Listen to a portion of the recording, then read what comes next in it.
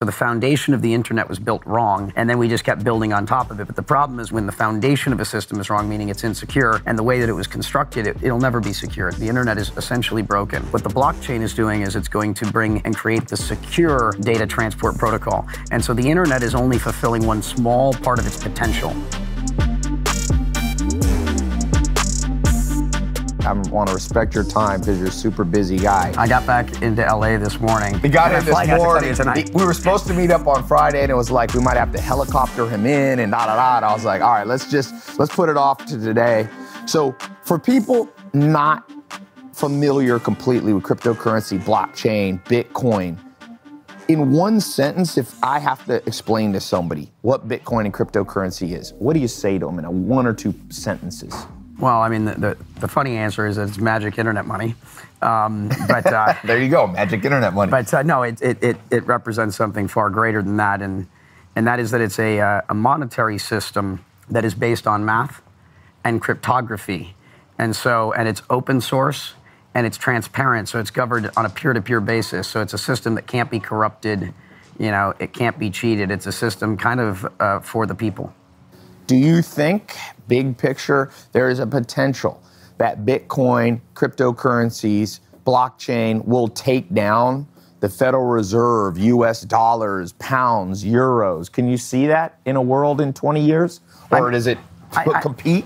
I think that there's uses for both. And what Bitcoin isn't a currency. It's not a transactional currency. It's far too expensive to do transactions. What it is it's a store of value, meaning you're better off thinking of it as gold 2.0 or digital gold.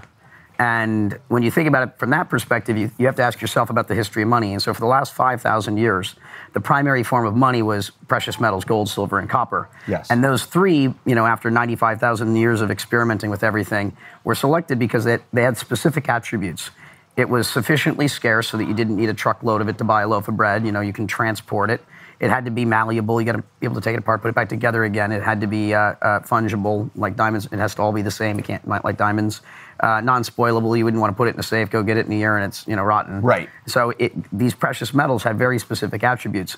Bitcoin possesses all of those attributes, except for it's a lot better at all of them. And the other big difference is gold is physical, Bitcoin is intangible, and the intangibility is a positive trait because you can send it from anywhere in the world instantaneously, and it's just. Gold actually, it's easier to club you and take it off you. Yeah, PayPal, Western Union may be a thing of the past. So it's more gold, I think. You think gold? Now, gold. Really number one question that we have. I asked just some beginners on the drive over here. Is Bitcoin a bubble? I know you're probably sick of being asked this. Everybody's been saying it's a bubble. You see big bankers saying this. The more they say it, China's banned ICOs, Russia's banned cryptocurrencies, the more it's going up right now. What's your answer to that? Is this a bubble? Yeah, of course it's a bubble, but what are bubbles? Markets, and this one in particular, the sentiment is the primary barometer, of the price right now. And so, when you think about it from, that perspective, it's going to be an emotional market, and you're going to see emotional run-ups, and because it's scarce, you can see these big movements, and you're going to see corrections, and, it's just like back in the internet bubble, it wasn't all this straight up and to the right for years. We had lots of, Yes. movements during that phase. And so this is going to be no different. So the data point I would give you, though, that's most interesting is we're calling it a $300 billion, we can get $400 billion market cap sector more or less right now, and kind of doing this in this period. How big do you think the internet was during its heyday? In 1999, it got to over 7 trillion, the internet tech stocks. And so 7 trillion, and that was when it was only a Western phenomenon, and this is not adjusting to inflation. So right. I could argue it'd be a $50 trillion or $100 trillion market today. So relative to that market that was betting on the future potential of a new technology, which is inferior to what this is. Yeah. This is 10 times bigger. I think, we're in maybe a temporary one, but we're far from being even anywhere close to where the internet got. Yeah. And so the thing that I would argue is the biggest bubble today is the stock market. So you think cryptocurrencies, Bitcoin at $300 to $400 billion market cap is not nearly the bubble as conventional S&P 500 regular stock market, what people have their 401k. I think the stock market's more of a bubble. So you could see that crashing, a bigger crash than you could see crypto. Of course. It's a bigger market too, so obviously, But so would you recommend people listening should be starting moving a little bit of their money from conventional stocks over into Bitcoin, Ether, things like this? Yeah, so I don't ever like to give anyone investment advice. And I don't think that if someone tries to tell you, you should do this, you should invest in that, always be very skeptical, because a good teacher doesn't say you should do this.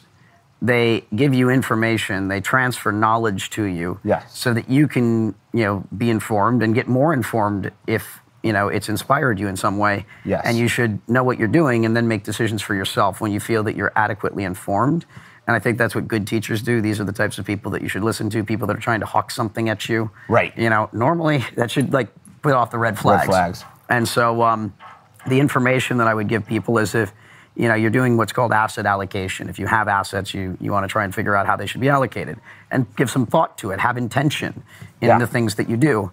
And so you can say, okay, I've now been informed enough due to my own research, yes, to have formed my own opinion, to have my own view, because I'm making a decision for myself. I am choosing to do this. Once you've done that, you say, how much do I want to allocate? And that's going to be a matter of what level of knowledge you have and what level of conviction you have. Right. Your prediction of the future. And you might say, I want 1% of my assets in something like this. You might say, I want more. Right. I'm more or less mostly in blockchain and crypto-related assets and real estate. Yep. That's where you put your money, either in crypto real estate's my edge. Real estate. So real estate is your physical asset that if something happens, you're balanced out here. Well, no, I think the real estate market's interesting because it's undervalued, hugely undervalued, because it's the second largest asset class, and it doesn't have a matching engine or an order book. It's still running on real estate agents and talk about some draconian infrastructure. A market of this size, so as soon as real estate title gets put on the blockchain and where it becomes digital title, yes, it becomes fractional. The stuff that's going to come out of that is going to be utterly insane. So imagine if you could say, I want to buy $100 in every house in a neighborhood, yes, or $1,000, and it's all fractionalized and it's a whole market that's trading all the time in fractions of home ownership. If you make it truly liquid, markets have liquidity discounts. Yes. Bring liquidity to the market, you will cause a huge increase in price. So you think theoretically, so this is a whole thing for those of you who don't know. You have cryptocurrencies and they're built on a type of technology that's broadly called blockchain, and there's different blockchains. There's Bitcoin is on one technology and Ether is on another one. You are the co-founder of potentially EOS is going to be, or is another technology.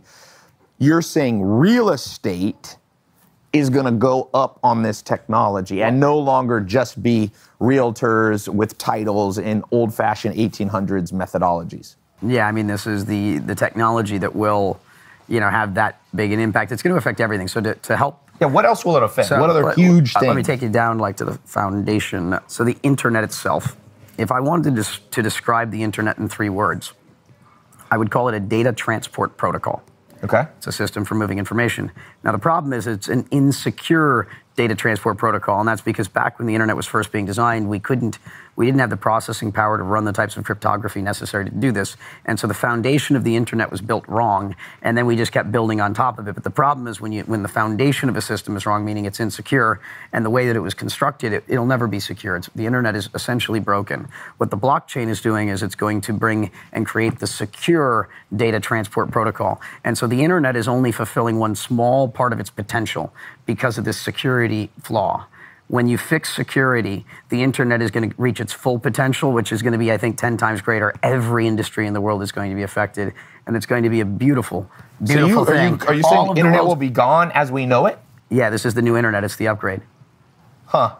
So the entire internet's going to go, I think. So will websites like Amazon, like Google disappear, or they'll have to go on the blockchain? Well, they're gonna have to go through their process of upgrading, and anytime you have a big transformational event like this, read the innovator's dilemma. Yeah. You've got the incumbent and you've got the new entrants, and there's going to be a meeting of the minds there. But my view is I help the incumbent industry as much as I can, and I help the startup community as much as I can, because if anyone is successful in changing the world and making it a better place, we all win. Yeah. So I help everyone. I don't ever ask for anything. I give everyone in the industry I can help every person that I have as much time in the day to do. I don't sleep because, it's such an inspiring thing to do. You're doing this free?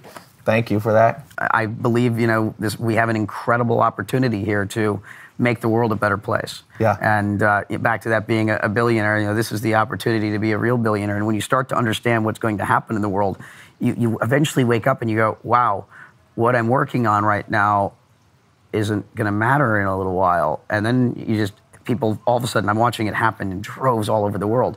Once they come to this realization, it's like they can't get up and live the life that they had anymore because it's no longer inspiring. Yeah. Because they realize that whole system's going to change. And now all of a sudden they're like, okay, I've got to go really rethink everything I'm doing. And it may stay in that same industry using those same skills they have, Yes. but be the one to do it. And that can be at the incumbents level, that can be at the startup level. When he says incumbents, we're talking corporations, Yeah, the big large companies. companies. Yeah, and the big companies are going to also drive a lot of progress too.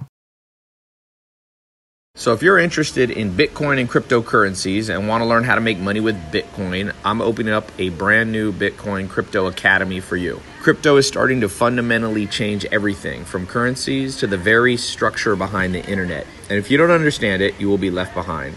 Remember, if you had put $100 into Bitcoin in 2010, you would have over $100 million right now. I don't want you to miss out on the coming opportunities offered by Bitcoin in the cryptocurrency space. So I brought in the best experts in the game, the people that are teaching me and training me, and I'm going to share that with you because it's not too late to understand Bitcoin and cryptocurrencies and the blockchain and to make money with it. So to sign up for my new Bitcoin Crypto Academy and learn how to invest, how to make money in this new exciting space, I'm going to open up room for a few of you to have early access to the new online mentor mastermind. So go to tylopez.com/Bitcoin podcast to learn more. So I'm testing the mastermind. So I'm just going to let a few of you in at a low price. And it's already filling up quickly. So if you want to get in, I'll let a few of you in. So go to tylopez.com/Bitcoin podcast, all one word, tylopez.com/Bitcoin podcast. If the course is closed, when you get to the page, put in your name in the waiting list. You missed out on the first round. And if you see it, welcome to the group. Glad you didn't procrastinate. Okay, back to the show. So these big banks, should they be scared? I mean, some of these banks are hiring huge groups of crypto, Bitcoin, blockchain people to come in and consult with them, whether they be funds, whether they be banks. Do you think they should be scared? I mean, I think they're doing the right thing. I mean, the analogy I like to use is we used to make our phone calls over twisted copper wires. Yes. And one day it switched to voice over IP, and everyone said, hey, this is going to be the end of, the telcos, and No, the telecom industry became the biggest beneficiary of the technology, massively cutting their costs in their middle and the back offices. And the banks are going to do the same thing. They're smart. Yeah. They can benefit greatly from this technology. When I was asked by banks early on in the space, because I did a lot of introducing the ideas to them, they'd ask me, is this going to be good or bad for my business? Yes. I said, it's going to be both. Yeah. It's going to be balanced. You're going to have, some portions of your business are going to be negatively impacted, maybe even go away. Some portions of your business will get better, and it's innovate or die. I mean, you can't stop change. You can't stop innovation. Yes. We are living in exponential times. Yes. So you have to get with the program, and that is, you have to keep evolving. And we're accelerating, which means you have to evolve even faster than you've ever evolved before. Mm-hmm. And that's the kind of this really interesting thing about the period in time in which we live. So Brock, question for you: an absolute beginner is here. They're watching. They're in this course to learn about Bitcoin and crypto. I just want to ask you the most basic, because you are one of the geniuses of the whole industry, maybe, the most respected person in this space. So I want to take it down a level to people go, I hear what you're saying, Brock. This is the future. I'm making 50 grand a year. I have a job. I want to dabble in this. First question. If you were an absolute beginner or advising an absolute, just pretend I was an absolute beginner, knew not one thing, and I say, I want to start, I know enough that I know that I'm interested in blockchain, like you said, learn about it, and I want to invest a little bit of money into it. What wallet do you recommend? Everybody's using Coinbase. People say Jax is great. Do you have, I don't want you to have to play favorites. Could you name a couple that you would recommend? Yeah, no problem. I do this all the time because I get asked this question daily. Yeah. It depends on where you are. Let's take U.S. first. In what country you live. But let's start with the U.S. Coinbase is an option.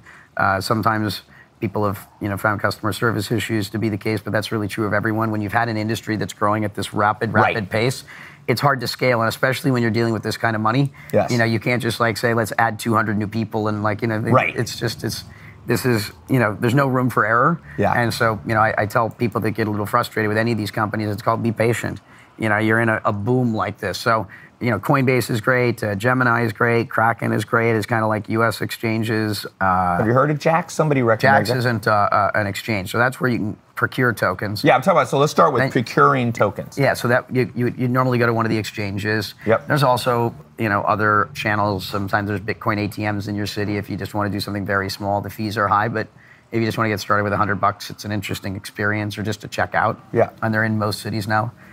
So the wallet you would recommend opening up first is Coinbase. Well, those are the exchanges. Yep. Don't think of them as wallets so much. These are places where you can buy your coins. Yep. You can store your coins there. Coinbase is more of that.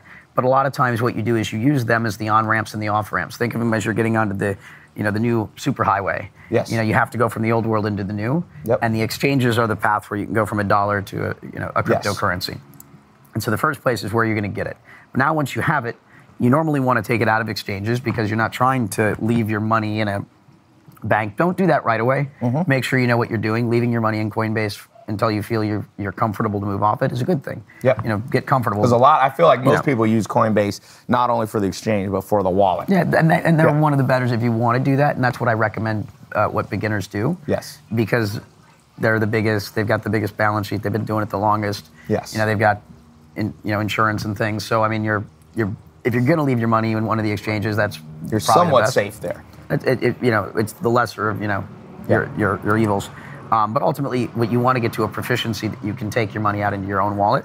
I generally recommend a hardware wallet right now, which would be Trezor or the Ledger Nano, and that is to take your private keys offline. Make sure you get two so that you can have a backup, put it in a safe, and if you end up with a ton of money, make sure you have three. So these are physical, just to be clear. So these are you're upgrading to have your offline wallets, and then when you want to trade or move things around and send stuff, you're also going to have your online wallet. You're kind of your more. So let's talk about the hard physical wallet. Can you repeat just the ones? Trezor and Ledger and Nanos. Okay. Those are the two companies. They're both fantastic. So and that's the only two that you consider. Let's take Bob, hypothetical. Bob or Susie buys on the exchange Coinbase. They want to take it off Coinbase. What's the process? You take the physical. Yeah, you're going to withdraw it to that wallet on that key. It's basically all it is it's a piece of hardware that stores your private key that's got a wallet associated with it or wallets associated with it. And so you're just storing the private key offline. Yes. So it's nowhere on the internet. That's the safest way from a security perspective. And where do you put it? A bank? A safe in your house? It depends on how much money you're talking about, right? Let's say it's $1,000 for somebody. Yeah, you can probably have just one backup. Okay. And then have that in a safe in your house. And when you say two? So you want one that is the one that you use. Yes. And you want to have a second one as a backup in case you lose it. Would you do two with the same? Yeah, one is a backup. You just have redundancy. In a world where you're taking control of your own money. Yes. It's important that you are taking responsibility. Yes. That's like having a bar of gold in your house, except for a bar of gold that is digital and you can lose it if you screw up. So make sure that because who knows what can happen. Lots of things can happen in life, right? What if somebody has $1 million? Then what do you do? Then you probably want to have a third backup and just have one in another place in case that place gets burned down or so maybe one at a bank and one at your house. Yeah, when you start dealing with big money, that's the right type of redundancy for whatever your main wallets would be. And then you have your kind of hot wallets, the online stuff that you use when you want to transact. Yeah, so let's talk about the hot wallet. What do you recommend? So it depends on, again, what tokens you're using, what coins. Let's take Bitcoin, Ether, like Bitcoin Cat. They're using the bigger ones. Yeah, so for like your Bitcoin stuff, there's been Bread Wallet and there's been Airbits, and you've had a number of kind of wallets that have come out over time that are all kind of okay with the hot wallets. You shouldn't be leaving large amounts of money in those. Those would become kind of like your mobile wallets.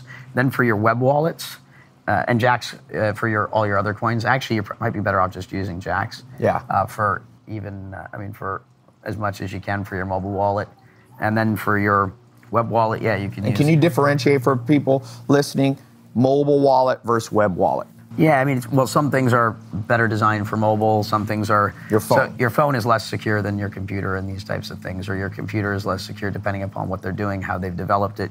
Security is, kind of one of the main things that everyone needs to be mindful in this area, and that's why you don't leave large amounts of money in devices and wallets and things that could be accessed if someone stole your identity or someone got your hardware. And so that's why you leave the large sums offline.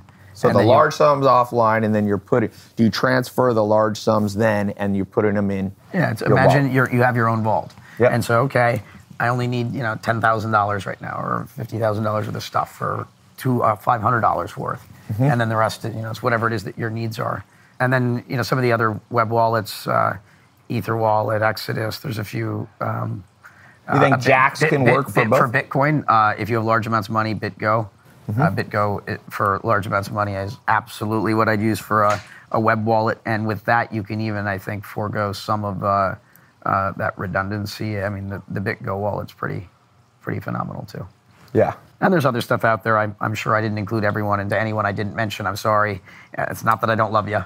No. I love everyone in this business that's working, from a place of good intention. Someone that's here to try and make good things happen, and good people do make mistakes. And understand when you make mistakes, it's really costly for people. So do your best work. There's this Japanese concept of Kaizen, which is to continually improve. Right. Approach every situation and don't just get the job done. Do it as well as you can, and always strive to do it even better. Continual improvement. And if you start applying this to everything you do in your life, everything you do will become exceptional, and you will be growing and evolving at a pace that you've never imagined. Yeah. When you stop trying to live in a life of mediocrity. I mean, when we came out of World War II, because we won, because you have that pyramid of good, fast, cheap. And we won the war by being fast and cheap, because we were able to mass produce, and that won the war. But post the war, we kept just doing fast and cheap. And we've basically started to build, we live in a world of mediocrity. For the rest of this conversation, check out my new show, The Bitcoin Crypto Mastermind, on Apple Podcasts or wherever you listen to your podcasts.